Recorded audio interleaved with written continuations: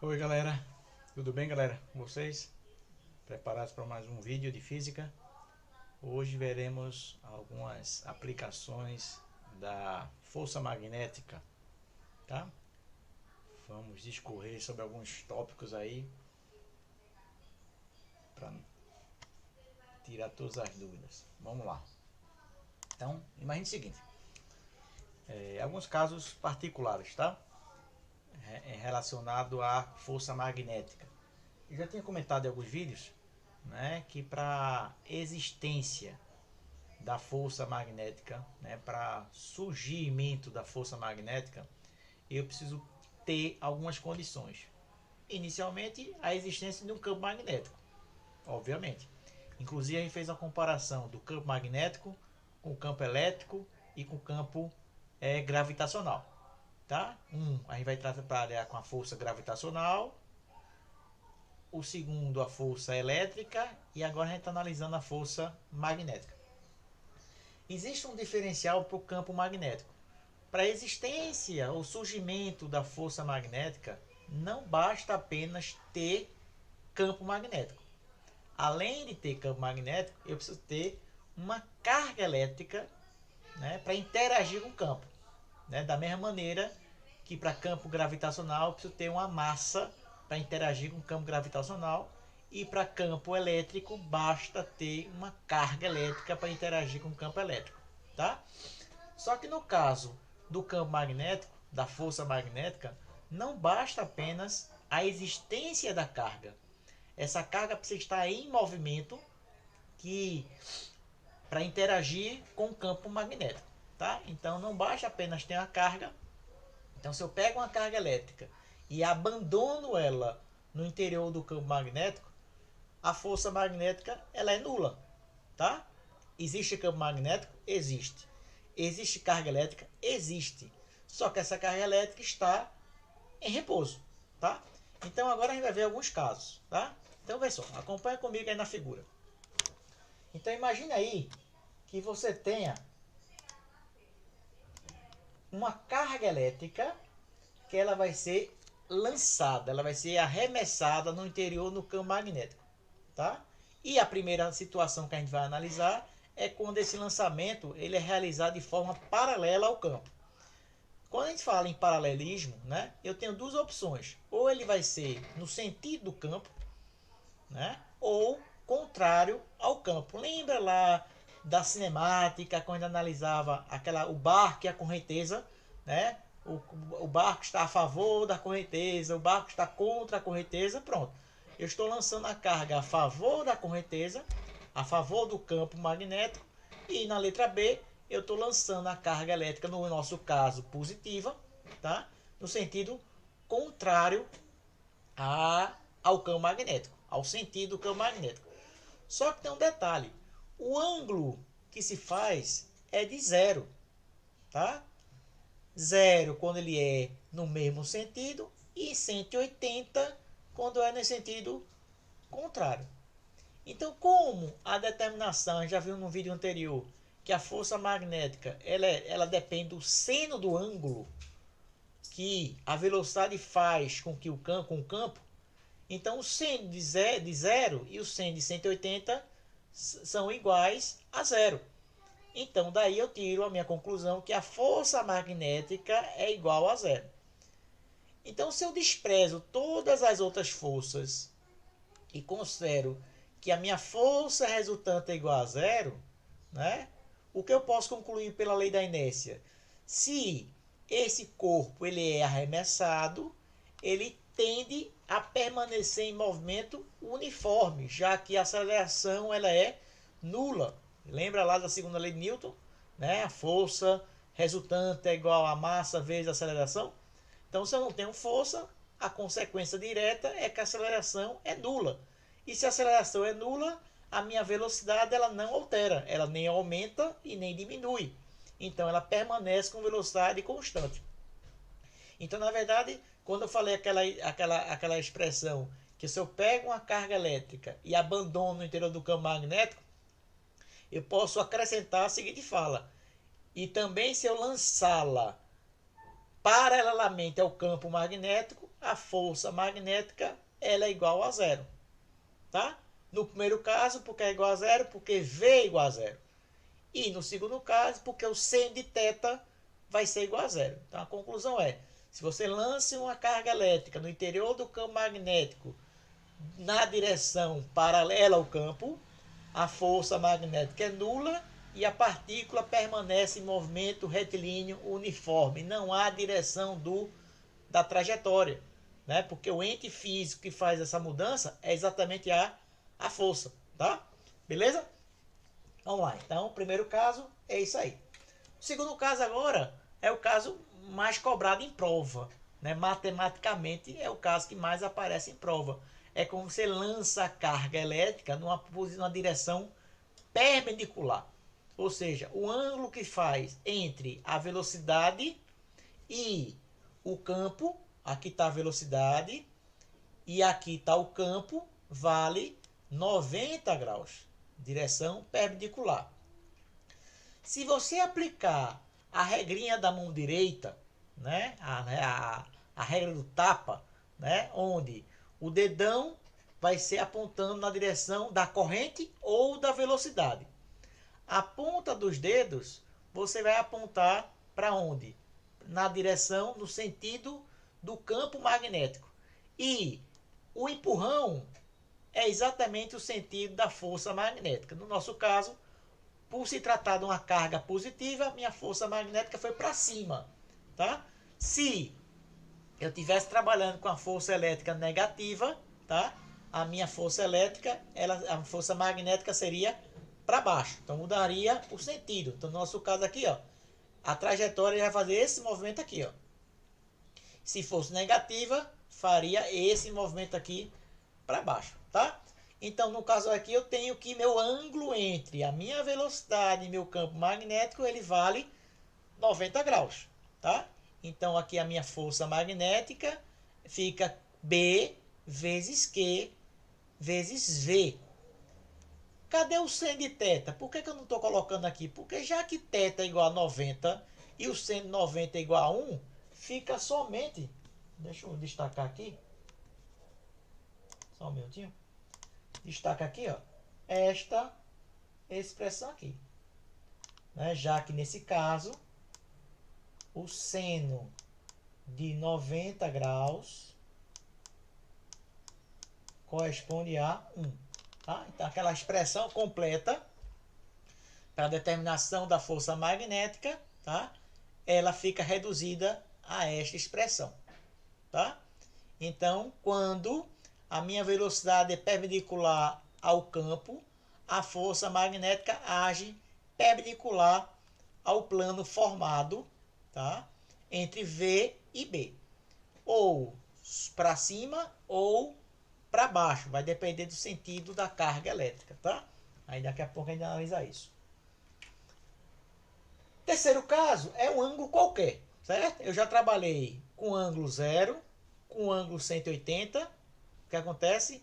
Nesses dois casos, a velocidade permanece constante. A velocidade, o vetor velocidade, ele não altera. Então, se ele não altera, ele permanece com velocidade constante, né? Velocidade, o movimento retilíneo uniforme.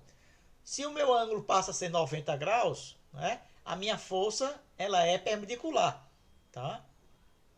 Então, a minha velocidade, o meu vetor velocidade, ele vai alterar. Já que o meu campo magnético é uniforme, quando essa força é perpendicular a V, eu vou chamar que ela vai assumir o papel da força centrípeta. Por isso que ela vai descrever uma trajetória circular, tá? Já no caso aí, o que eu teria aqui é um ângulo qualquer, ó. O ângulo é um ângulo qualquer, é um ângulo θ entre V e B. Então, lá o que acontece? Então, para voltar a usar a regra da mão direita, né, eu tenho que garantir que a minha velocidade, né, com o meu campo magnético, ele seja perpendicular. Então, por isso eu estou fazendo essa decomposição aqui do V seno, tá? Então, aqui, ó, o V, a força magnética é B vezes a carga. Veja que a carga está dando em módulo, tá?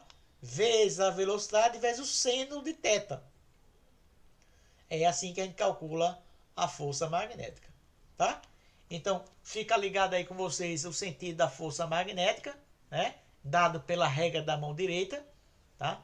Alguns livros utilizam regra da mão direita número 2, tá? Eu chamo regra do tapa, que indica o sentido da força.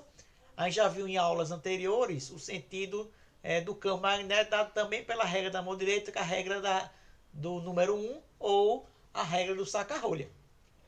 Tá? Aquela que você pega o dedão, aponta na direção do campo, né? Desculpa, da corrente ou da velocidade, né?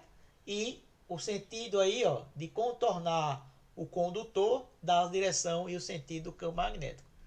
Já na regra da mão direita, né? Aquela que eu estava falando, o dedão na direção da velocidade ou do campo ou da corrente, a ponta dos dedos na direção do campo magnético. E se a minha carga elétrica for positiva, a palma da mão sendo empurrada, ela é a direção da força magnética. E se a carga elétrica for negativa, em vez de você empurrar, você coloca no sentido contrário, tá? Beleza? Vamos lá. Então, os exercícios aí. Primeiro exercício é o seguinte, ó. Uma carga elétrica Q igual a menos 3 microcoulombs desloca-se com velocidade de 4 vezes 10 a segunda metros por segundo ao quadrado na direção X da figura, formando um ângulo de 30 graus com o vetor campo magnético de intensidade 5 vezes 10 a menos 2 Tesla. Os vetores V e B estão no mesmo plano. Letra A. Caracterize a força magnética que agirá sobre a carga. Quando ele pede para caracterizar, certo? A força magnética, a gente tem que lembrar que força magnética é uma grandeza vetorial. Se é uma grandeza vetorial, você precisa identificar qual é a direção, qual é o sentido e qual é o módulo, tá? O sentido é dado pela regra da mão direita, né? A direção ela é perpendicular ao plano que contém V e B. E o módulo é dado pela formulazinha. Acabou-se. Tá? B. Mantendo-se fixo o vetor B, a carga é lançada com a mesma velocidade na direção Y, em vez da direção X.